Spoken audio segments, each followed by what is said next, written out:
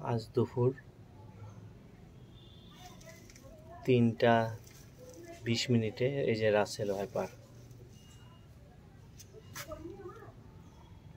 দেখো সে কিভাবে আমার দিকে এগিয়ে আসছে রাসেল ভাইপারের দেখা পেল।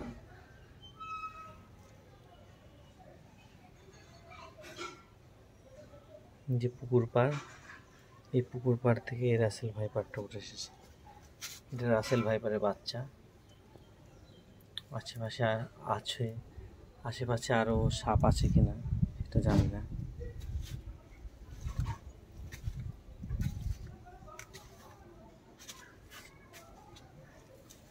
রাসেল ভাইপারের দেখা পেলাম। দেখো কিভাবে শুয়ে আছে সে, রাসেল ভাইপার।